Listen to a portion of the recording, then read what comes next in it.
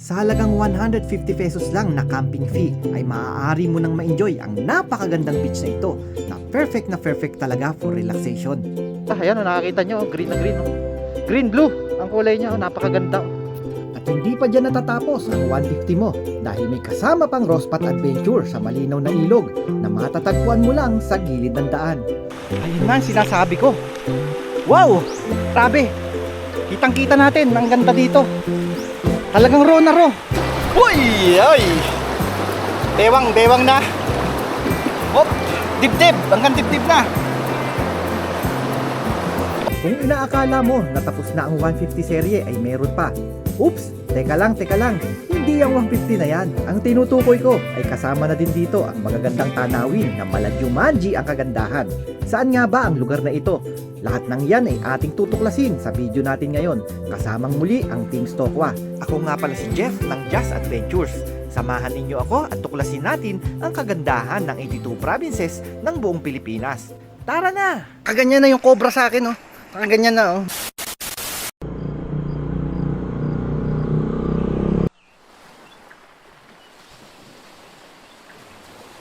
Isang maganda at mapagpalang araw sa inyo mga kadyas. Ngayong araw ay nandito tayo ngayon sa San Luis, Dibut, Aurora, Dibut Beach. So nandito yan, nasa likod natin. Napakaganda pala dito mga kadyas, no? So yan, kung nakikita nyo ay green na green ang tubig, oh, at saka napakalinis. Tapos banayad ngayon ang alon ng Aurora, no? Ewan ko lang sa ibang parte na Aurora, pero dito sa Dibut Beach ngayon, magma-March na, February 28 ngayon mga kadyas. So malapit na ang summer. So banayad na ang mga alon dito sa lugar ng Aurora. Kaya mga kadyas, ito na sila direct. At ginulat pa tayo, ano? Akala ko, butik-butik ka nila ako. Akala ko, babanggain nila ako eh. So yun, ang kasama natin ngayon mga kadyas ay si Russell Ventures, si Biyahero, at si MJS, at syempre si Direk Gino. Dito nga pala inakilala natin si Kuya Michael. Binigyan niya kami ng discount para makapag-camp sa kanyang lugar. 150 lang ang aming babayaran para sa napakagandang spot sa tabi ng dagat na mayroong mga bukuhan. Kung gusto nyo rin na mag-camping dito at makakuha ng discount ay ipakita nyo lang na nakasubscribe kayo sa amin at napanood nyo ang video. Ganun lang kasimple at mai-enjoy mo na ang spot ni Kuya Michael. Pero syempre hindi nangangahulugan na 150 lang din ang babayaran nyo. Nasa mapagkakasunduan nyo na yan. Oo nga pala, dito sa Dibut, ang standard ay 500 ang isang tent.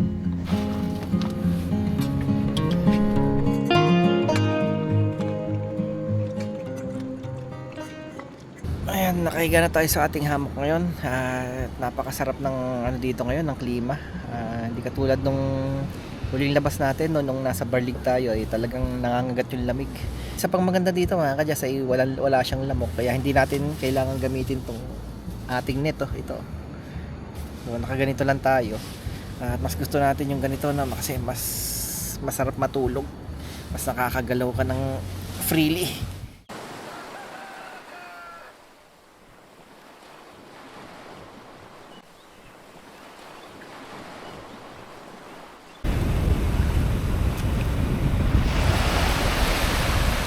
Good morning mga kadyas, bali ito yung pinaka-campsite namin. Ayan, papalipad tayo ng drone.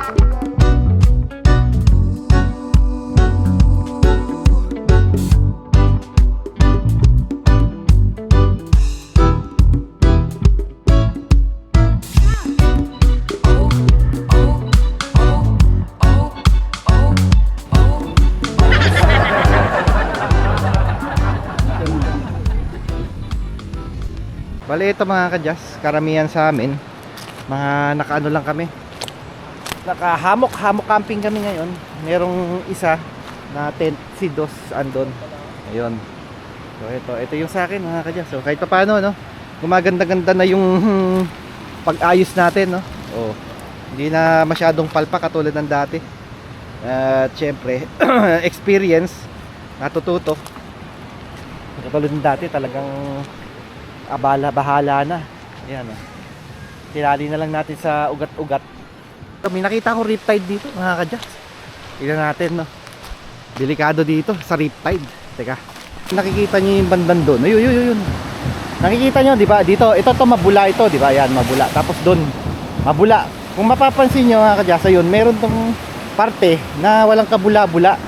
Ayan yung pinaka-riptide. Naku, sana wag makadali ng bata to, no? Ayan, no? Kitang-kita yung riptide, oh. Papansin nyo ba? Ayan na mismo, riptide na yan. Pag kayo napunta dito sa riptide na ganito, ang alam ko talaga dito, huwag nyo lalabanan. Huwag nyo lalabanan yung alon na yan, yung riptide na yan. Sigurado, ihigupin kayo dun eh. Pag hinigup kayo dun mga kadyas, hayaan nyo lang na lumayo kayo ng lumayo. Hayaan nyo lang, sumakay lang kayo sa agos. Tapos, pag nanbandak gitna na kayo, saka kayo lumangoy pagilid. Ayan, nasa tapat tayo ng riptide ngayon. Makikita nyo, ayan yung riptide, oh. So ayan, oh. Ayan, oh, kitang-kita ko, oh, talagang papunta dun yung yung agos. Wala silang lifeguard dito, so kung pupunta kayo dito, mag-iingat kayo. Titingnan nyo yung rip currents, ayan. So ito, buti na lang may nilagay silang ganito, ayan, para aware yung mga tao dito. So ayan, tinapat nila, ayun yung rip current ngayon. Ayun, nakikita nyo, yun yung rip current na tinuturo ko sa inyo kanina. So buti na may nilagay silang ganito. So ayan, yung rip current na yan. So ito nga, ang escape dapat dito, wag mong lalabanan siya pabalik. Kasi papunta dun yung niya eh. Papunta dun yung puwersa niya o yung current niya. So dapat, hayaan mo munang patangin ka, saka ka pumunta sa gilid or sa bandang dulo ng current. So yan, para maka-escape ka dyan. Wag mong lalabanan ng rip current. Pag hinigop ka, wag mong lalabanan, pabalik dito. Pabalik dito. Pinaka-importante, don't fight the current. Alam ko yan. Ano yun? RIP. RIP!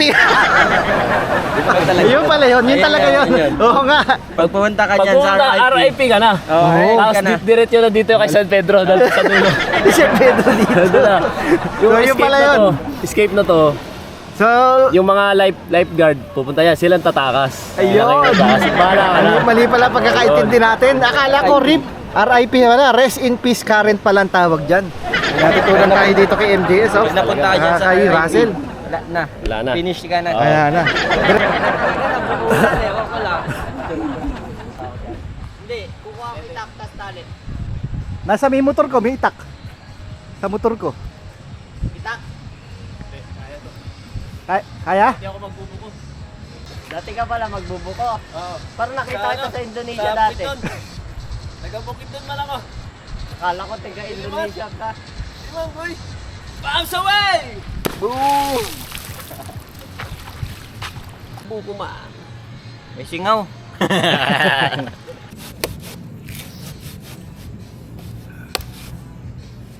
Ano to?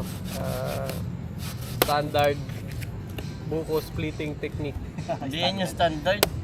Yan yun. Tingnan mo nga ang pangit ng Bakura pagkakaroon. kasi namin paligid, puro bukuan ganyan. Sige nga, gawin mo nga to dyan sa akin mo. Oh, di ba? Ayos ah. Oh. Plat na plat ah. Kaya? Oh, pwede. Oy, oo nga, oh, plat na plat. May future ka. Kaya. Future Ayun, ka. paano mo ngayon palalabas yung katas niyan? Siyempre, unti-unti yan. Gagawin kasi natin dyan. Parang, Decision cut ah. oo, ganyan. Grabe na. Hanggang makita natin yung pagmumulan niya. Wala. Baka matapyas pa yung daliri mo. Yun. Promote mo. Buko.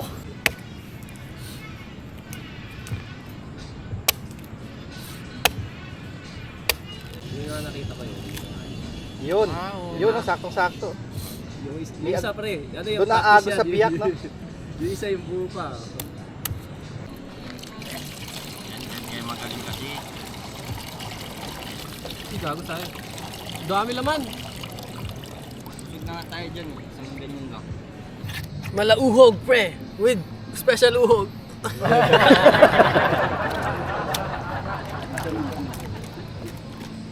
Try natin tong Ang tawag doon, coconut coffee na sabi direct. Kape ko. Kasi kape na buko. Kape ko, ayan.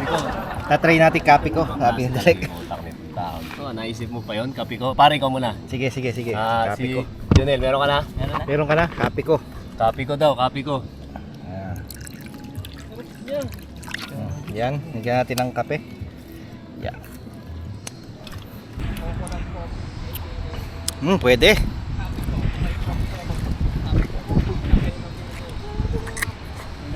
So, okay nga.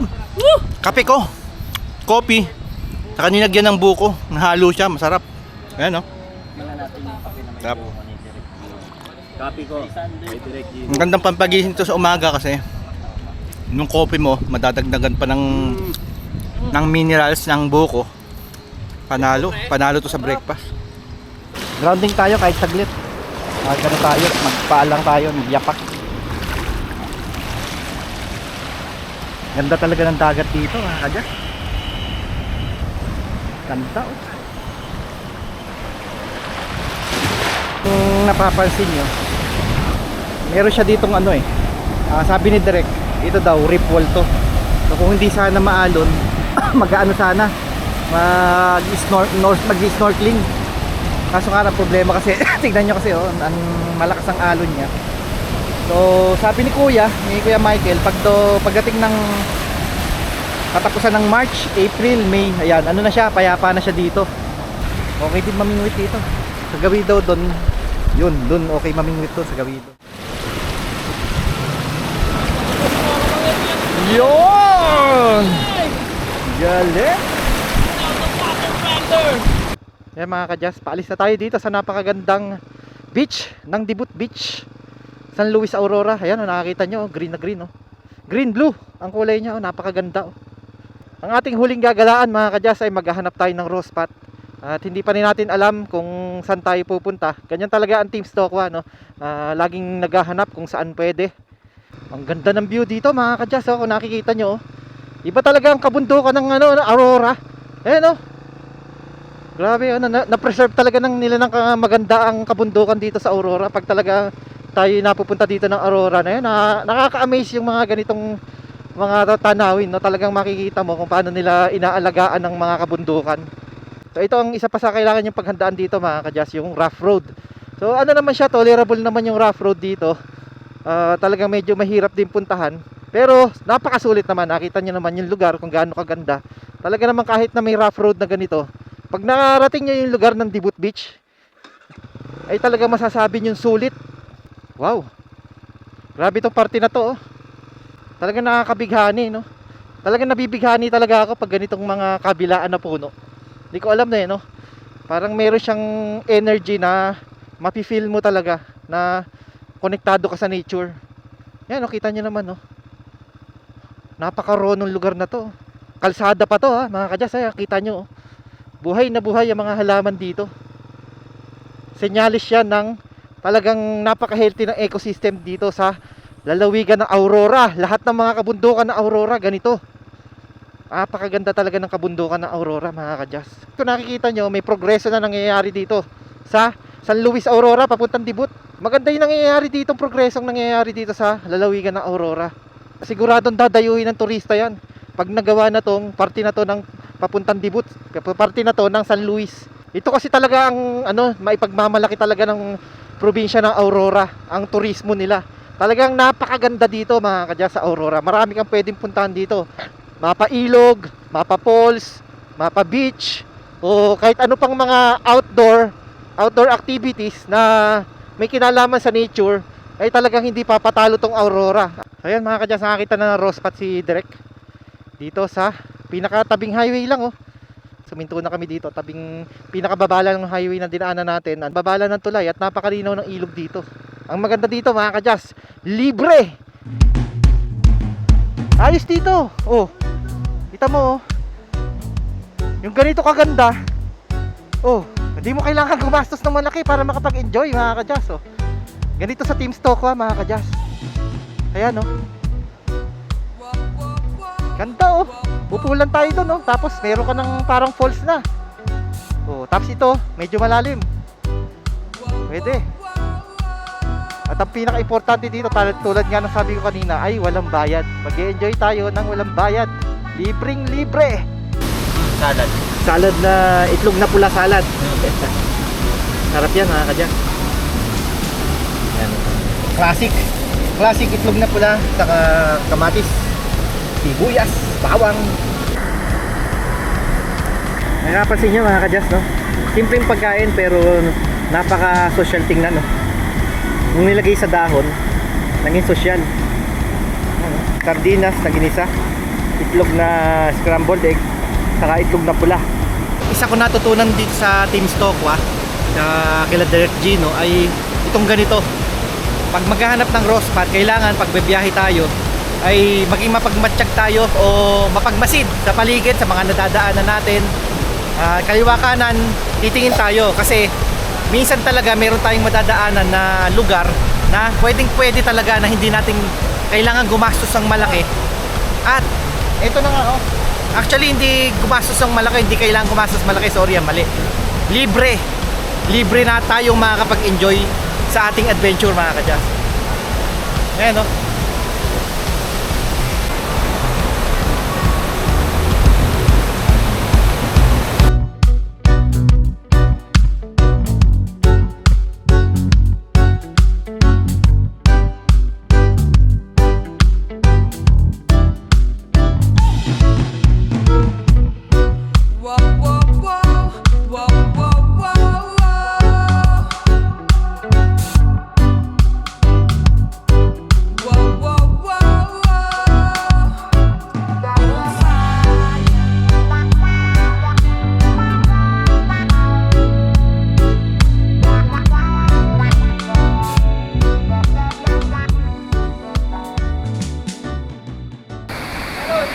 Ayaw! Mababaw! Tumalon daw ako. Mapipilay tayo mga kadyas kasi mababaw yun. Nakita nyo, no? Ayos din, no? Libre. Ito ang maganda dito mga kadyas, libre. Para samahan nyo ako mga kadyas at i-explore natin yun, yung kabila na yun. Mukhang okay doon, no? Rona Road din, no? Dito pa lang. Nakikita nyo ba? Ayan, no? Rona Road. Yung lamig ng tubig dito, saktong-sakto lang, oh. Ang sarap magbabad dito talaga dito sa ilog na to. Di ko alam kung anong pangalan ng ilog na to. So ayan, ang linaw. Lubog natin camera ha. Sana hindi abutin yung ayan, linaw no. Napakalinaw. Ang ambience dito mga kadyas, nostalgia para sa akin. Kasi nga, kaya napaka-nostalgic nito para sa akin ay ganito ang itsura ng sapa sa amin, sapa. Yung dating pinaglalanguyan natin, pinaglalaruan natin ng mga bata tayo. Ng mga bata kami. Eh ganito yung itsura ng sapa namin nun. Ganito din siya kalinaw. Kaso nga lang nung tumagal, so mga 90s yun, early 90s, naliligo kami doon. Nung tumagal-tagal, nung dumating ang 2000 hanggang 2005, eh unting-unting dumumi, no? Dumumi, may mga poultry na naglagay. Minsan may mga lumulutang na mga diaper. Yung mga bata tuloy ngayon doon sa amin, ay wala na mapaglanguyan. Hindi na talaga siya safe paliguan. Medyo malalim dito mga kadyas. Hindi ko na lang ilulubog yung camera ko, no? So yan, hanggang dibdib. Hindi ko na lang ilulubog kasi nga at baka lumabo ang audio natin. So okay dito, kung gusto nyo ng malalim sa kabilang side. So ito, medyo malalim. Hindi naman siya ganun kalalim pero malalim siya, pwede siya. Op! Pwede, no? Tapos bigla hanggang liig na natin. Ganito rin yung sa amin dati, oh. Dati nun, sa isapa namin, pag ganyan, yung mga tao, dito naglalaba. Nakakapaglaba yung mga tao. Ngayon, hindi ka na pwedeng maglaba doon. Kasi, pag naglaba ka doon, nagpanlaw ka doon, sigurado, punti diaper ang madadampot mo, ay echas. Magkakaroon ng echas ang iyong mga damit. Nakapakiusap lang mga kadyas, no, kung sakaling pupuntahan nyo, yung pinupuntahan namin, ay ano na lang, no, maging responsable na lang sana tayo sa mga pag-iiwan ng basura. Ang ibig sabihin ay huwag tayong mag-iwan mga kadyas. Eh kawawa naman yung mga ganitong raw spot. So huwag na lang tayo mag-iwan ng basura mga kadyas, no? Pakiusap lang kasi hindi talaga magandang tingnan. Saka kawawa naman yung kagandahan ng lugar, yung ganitong lugar na lalong ganito na raw na raw, eh kakalata natin, no? So, sana na lang, yun na lang ang pakiusap ko sa inyo, saka ng Team Stokwa, kung mapupuntahan nyo yung mga pinupuntahan namin ay wag sana kayo tayong mag-iwan ng basura, please lang po, please lang po, please lang po. Tayo sa gilid dumaan, lumusot tayo sa baging, ito na naman, lulusutan na naman. So kailangan lang nating maging careful, tulad ng nasabi ko dati, takot tayo sa ahas. Ahas tayo takot. Kasi nga, na-experience tayo dati na may nakasalubong tayong ahas. Muntik na tayong matuklaw mga kadyas. Nakaganyan na yung cobra sa akin, oh. Nakaganyan na, oh. Nakasalubong ko nung bata, siguro mga 6 years old ako, 7 years old. Eh talagang kinabahan ako ng konting-konti na lang talaga, isang step na lang, eh talagang matutuklaw na ako ng cobra. Kaya simula nun, parang natakot ako lalo sa ahas. Kaya parang nagkapobya na ako sa ahas. Tapos bukod doon, nung adult na tayo, napagtripan na naman tayo ng ahas mga kadyas. Nung adult na tayo, no? Eh, nasawi tayo sa pag-ibig dahil sa ahas. Wow, ang ganda dito. Ang ganda. Wow, ang ganda. Pag bumalik tayo dito, pwede dito. Pwede tayong pumesto dito mga kadyas. Kung pupuntahan nyo to, I suggest okay din doon sa kabila na pinagpwestuhan namin. Pero kung gusto nyo talaga ng raw na parang jungle ni Tarzan, yun. Parang jungle ni Tarzan ang vibes o ang ambience. Ito, kabila. Ayan, papakita ko sa inyo, ah. Ayan, oh. Ayan. Kitang-kita nyo. Oh, naririnig nyo? Ang daming ibon sa taas. Naririnig nyo? Tumihuni-huni pa ang mga ibon. Ayun, oh. Oh. O yan, puntahan natin doon. Ganda dito. Hanip. So mas parang papalayo tayo ng papalayo doon. Palinaw ng palinaw yung ilog. Palinaw ng palinaw dito. Wow. Pwedeng mag-camping dito mga kadyas. Ay, pwede. So magsa-summer na, pwedeng mag-camping dito. Pwede dito. Ayun na, sinasabi ko. Wow. Woo. Grabe. Kitang-kita natin, ang ganda dito. Talagang raw na raw. Kita nyo naman, oh. Ayan, oh. Tapos ilog, oh, yan. Pwede dito, medyo malalim dito. Sukatin natin, ha. Sukatin natin to mga kadyas. Ang ganda dito. Damn! Ang ganda dito. So dito ay hanggang Bewang. Hanggang Bewang dito. Mukhang mas maganda doon. Yun, may dalawa. Nagsanga siya doon. Ewan ko kung nakikita nyo na, puntahan natin. Nagsanga siya. Merong isang ilog doon sa kaliwa, meron ding ilog sa kanan. Mukhang yung sa kanan, ay, walang niya, natatakpan ng puno. Natatakpan ng mga puno yung sa kanan. Tapos dito, malaking river na parang ganito rin, na hindi siya nakukubera. Pero yung sa kanan, mga kadyas, natatakpan ng mga puno. Puntahan natin. Excited ako dito, mga kadyas. Nandito na tayo sa may nagsasanga na ilog. Ayan, medyo malalim-lalim dito. So, sino ba ang uunahin nito doon? Malakas ang agos dito, medyo mahina. So, pili tayo. Mini, mini, mo. Sino kaya sa dalawang ito? Ito ba o ito? Ito! Oh, ito daw! Ang ingay natin dito, no? Tahimik na tahimik yung lugar na to. Binubulabog natin, ang ingay natin dito. Ang lakas-lakas ng boses. Mukhang may kalaliman dito. Pwedeng mag-camping doon, no? Dito. Padala ka lang ng tent, oh. So dapat dito mga kadyas, kung magka-camping kayo dito, ay siguraduhin nating summer. Kasi nga, alam naman natin na bundok to. Yung nasa harapan na to, yung pinaggagalingan ng bukal na yan, bundok yan. So mahirap na, baka tayo dito, ma-flash flood. So mas maganda kung magka-camping dito ay summer. Hindi talaga uulan. So mamaya balikan natin to. Sukatin natin kung gaano kalalim to. Dito muna tayo sa unang napili natin puntahan. Oh, medyo madulas ang mga batuhan. So yan, oh. Grabe dito. Napaka-magical ng place na to mga kadyas, oh. Ganun siya, ganun ang ambience dito, oh. Ayan. Ganda, oh. Napakaganda. So hindi natin pupuntahan doon, no? Kasi Matatagalan tayo lalo dyan, puro bato kasi. So dito tayo sa kaliwa. Dito na tayo sa kaliwa. Tawid tayo, tawid tayo. So pag tawid natin dito ngayon, sukatin na rin natin. So tingnan natin, tingin ko hanggang liig to. Hanggang liig, hanggang dibdib. So tingnan natin. Yan. Sarap ng lamig ng tubig. Ang sarap ng lamig ng tubig dito mga kadyas. Uy! Ay! Bewang, bewang na. Hop! Dibdib! Hanggang dibdib na. Hop! Leg! Konti na lang, leg na mga kadyas. So yan, leg. 5, 6 and a half tayo mga kadyas. So yan, hanggang leg. Hanggang leg dito. Sarap dito oh. Woo!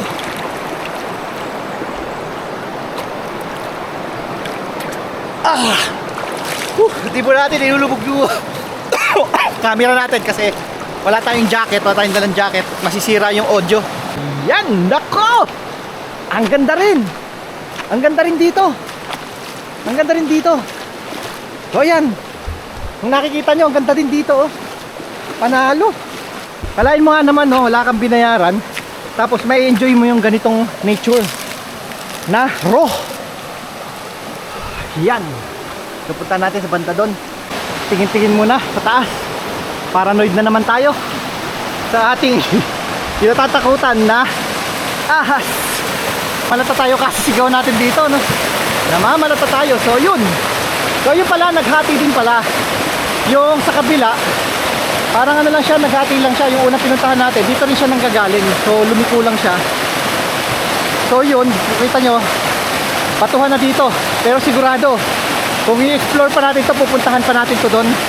Meron pang mas maganda dito, tingin ko. Kaso nga lang, syempre, ano yan, hindi natin alam kung gaano kalayo yan. So, hindi na natin pupuntahan. Hanggang dito na lang tayo. Babad muna tayo dito sa saglit. Sarap! Ang sarap! Sarap talaga ng pakiramdam, mga kadyas, pag grounded ka sa nature. Lalo na pag ganitong ilog, na malinis sa ilog, tapos malamig yung tubig. Tapos lalo na ngayon, talagang nararamdaman na natin yung summer. Talagang panalo. Parang ayaw natin umalis dito. Ang sarap! So yan, magpati-alod na lang tayo sa ilog mga kadyas sa ating pagbalik. Para naman kahit paano ma-enjoy natin to. Lalaki ng bato. Sarap!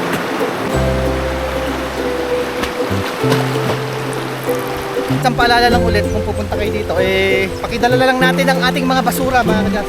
Pakidala na lang po ang ating mga basura. Kung ano yung dala-dala natin, ay sana dala-dala hanggang pag-uwi natin, yung pa rin yung dala-dala natin. Huwag na tayo mag-iwan ng kung ano mang kalat dito mga kadyas para mas ma-enjoy pa natin yung ganitong mga nature.